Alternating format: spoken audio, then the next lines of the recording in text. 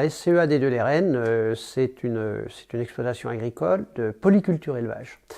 Polyculture élevage parce qu'il y a en fait une symbiose entre d'une part un troupeau de vaches limousines puisque vous êtes au cœur du Limousin et de la culture, c'est-à-dire que nous avons des petites graines qui vont être du blé panifiable, de l'épeautre, des petits pois, de la moutarde, de l'orge, voilà une multitude de céréales qui viennent compléter avec l'élevage.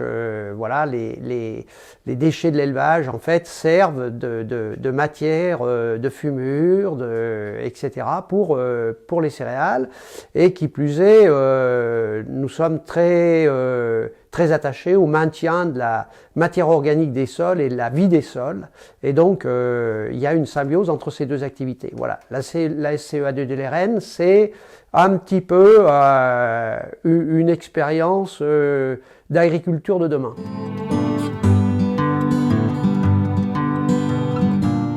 En fait, l'exploitation, si vous voulez, vous vous resituez dans les années 1980. 1980, qu'est-ce qu'on dit, que dit-on aux agriculteurs? On leur dit il faut produire, il faut avoir une politique, la France doit avoir une politique exportatrice. Rappelez-vous, 1980, c'est des crises laitières avec une montagne de beurre, avec une surproduction latente, on a du mal à se situer dans le marché international, etc. Mais malgré tout, on dit aux agriculteurs il faut produire, il faut produire, il faut produire. Donc la SCEA des Deux-les-Rennes s'implique complètement dans ce schéma-là. Donc en fait, c'est en 1980 une agriculture strictement d'élevage avec strictement que de la viande et c'est un petit peu une petite usine à viande puisque nous avons eu jusqu'à 1200 bovins avec toutes les productions, c'est-à-dire que un jour on a pu faire du taurillon, 6 mois après changer d'orientation, faire du broutard repoussé, 6 mois après faire de la vache de réforme pour faire du steak haché, 6 mois après, etc. Enfin on a fait toutes les sauces grosso modo de ce qui était possible dans la viande bovine de race limousine. Et petit à petit, si vous voulez, les diverses crises, c'est-à-dire nous avons traversé des crises terribles, hein, et la crise de la vache folle, par exemple, ça a été un indicateur fort. La crise de la fièvre afteuse, rappelez-vous, ces charniers de bovins en feu en Angleterre, qui a été au début de cette crise-là. Le consommateur, au travers de tout ça, a changé sa vue sur l'agriculture, la société a changé, et nous, parallèlement à ça, enfin, je me suis dit à ce moment-là, il faut aussi que tu changes ta façon de voir les choses, que le schéma des années 80 n'était pas forcément le seul, et donc à ce moment-là, on se met à réfléchir. J'avais déjà une âme un petit peu pas écologiste, mais un regard sur la nature. Je vous rappelle simplement, j'en suis très fier, c'est que je gardais les moutons avec ma grand-mère quand j'étais enfant. Et donc, si vous voulez, ça c'est un héritage qui est terrible, parce qu'en fait, votre grand-mère, elle vous apprend à regarder une araignée qui se balade le matin dans la rosée, etc. Vous savez, vous comprenez un certain nombre de choses et vous comprenez que cette nature-là, en quelque part, il faut peut-être un petit peu la protéger. Donc là, il y a eu un virage, pas terrible, mais il y a une adaptation il y a 20 ans, grosso modo, où je voyais bien qu'il fallait changer, d'orientation. Et en fait, il y a 15 ans, il y a 20 ans même, je vais faire la première étude sur l'agriculture bio. Comment est-ce qu'économiquement la structure pouvait survivre à cette transformation-là, parce que, n'est-ce pas, il y a un risque, il y a un challenge, à dire on change de client, on change de production, on change, etc. Et puis, en fait, le pas a été franchi en 2012, où délibérément, mais c'était préparé, puisque déjà nous avions fait un ensemble d'essais, de réalisation pour ce qui était par exemple biner des maïs sans avoir à les désherber, supprimer un certain nombre de matières sur lesquelles d'insecticides, etc., qui n'avaient plus lieu d'être. Voilà, cette adaptation s'est faite au cours des temps. Et en 2012, le pas est franchi de mettre la ferme en agriculture biologique avec un changement de rotation, avec des productions nouvelles.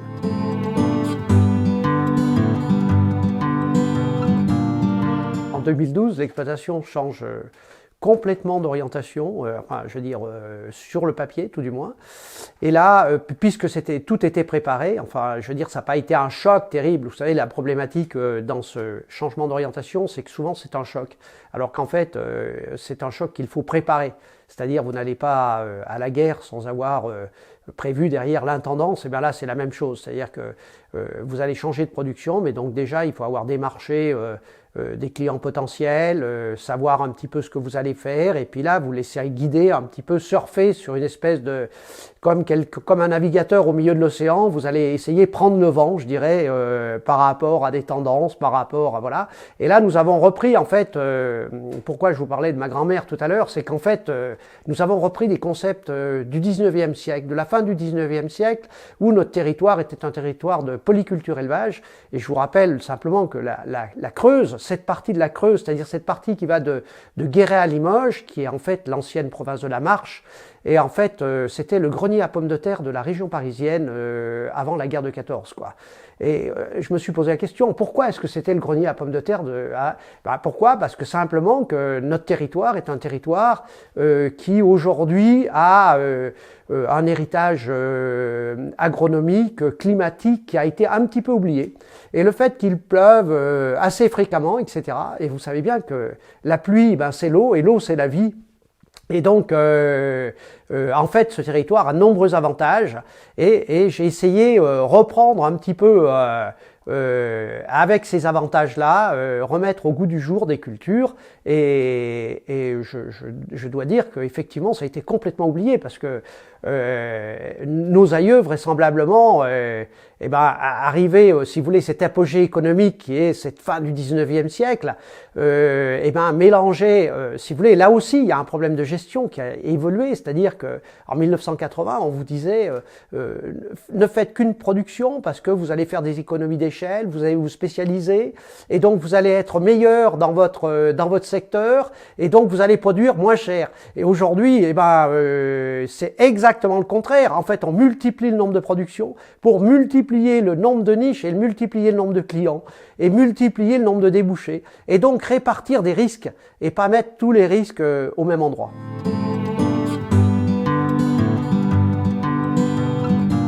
Les rôles des conseillers du CER, en fait, si vous voulez, je pense que le rôle du conseiller, ou le rôle des conseillers, ou les rôles des conseillers, c'est aussi c'est pas tant le quotidien, parce que le quotidien, tenir une comptabilité, enregistrer des factures, etc., c'est bien, il faut que ça soit fait, il faut que ça soit fait très bien, il faut que ça soit fait avec rigueur, mais en fait, si vous voulez, c'est ce qui peut jouer dans la vie professionnelle d'un agriculteur, c'est une prise de décision essentielle. Et il m'est arrivé 2 fois entre autres de rencontrer des conseillers du CER qui, au travers d'une réflexion, peuvent changer votre comportement ou votre vision des choses. Et ça, je pense que ça, c'est lié au hasard, la rencontre des gens, etc. Mais justement, c'est là où le conseiller intervient pleinement.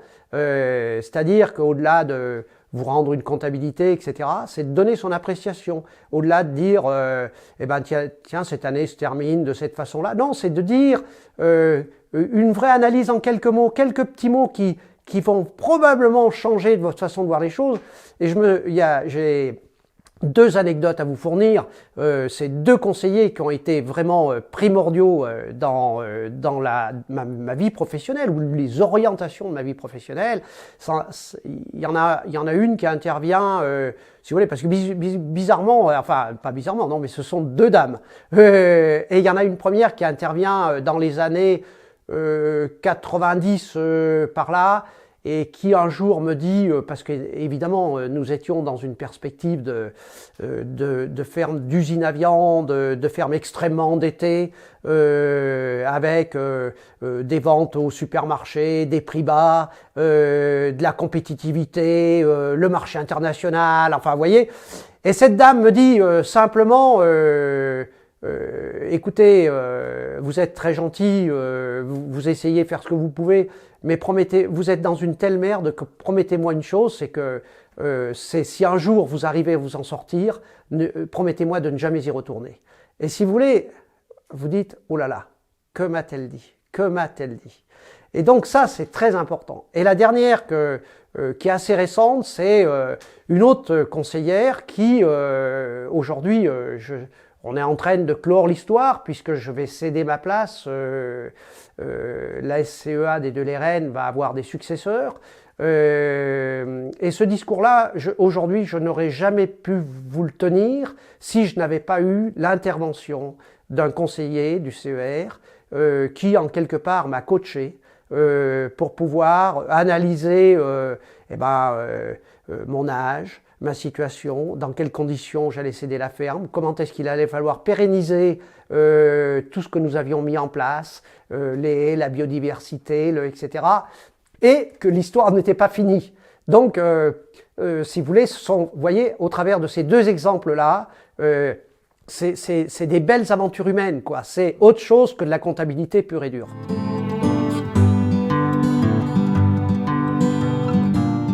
Depuis 10 ans, et ces changements de production, alors c'est pas simple en agriculture de changer parce qu'on est sur des pas de temps qui sont terriblement longs, mais n'empêche que aujourd'hui on a un allié qui était méconnu il y a 20 ou 30 ans, je vais vous dire, c'est le consommateur.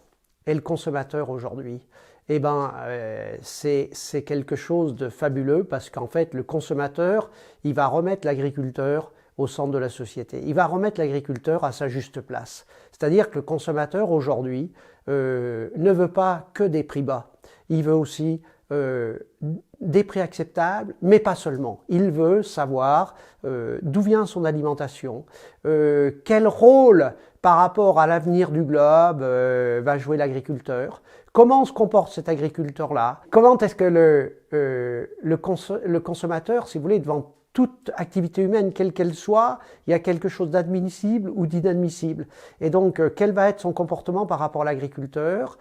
Ça va être déterminant, c'est déjà déterminant aujourd'hui, et on voit bien, on peut que constater que le consommateur va vers les circuits courts, écoute aujourd'hui ce que c'est qu'un bilan carbone, sait très bien que la proportion de CO2 dans l'air va être déterminante pour l'humanité dans les années qui viennent. Donc comment est-ce que l'agriculteur va pouvoir recarboner ses sols par le biais de la protection de la matière organique de ses sols, des sols vivants par ailleurs. C'est-à-dire que si vous avez une microfaune, eh ben, vous allez avoir une faune plus importante, etc., que le merle va manger le ver de terre, qui le ver de terre va se nourrir lui-même de matière organique à élaborer, etc. Et tout ça, le consommateur, lui, aujourd'hui, il y a 30 ans, il n'était pas du tout, il regardait pas ces choses-là. Aujourd'hui, il va faire attention à ça. Et aujourd'hui, donc, si vous voulez, moi je m'épanouis pleinement parce que le rapport au consommateur n'est plus du tout le même.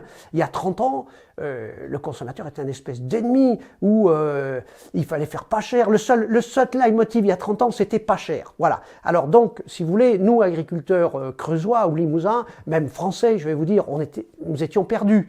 Et aujourd'hui, on retrouve notre vraie place. Et je vais vous dire que depuis 10 ans, je m'épanouis pleinement dans mon métier et je pense que l'analyse que je pouvais faire il y a 20 ans de mon métier n'est pas du tout l'analyse que je ferai aujourd'hui.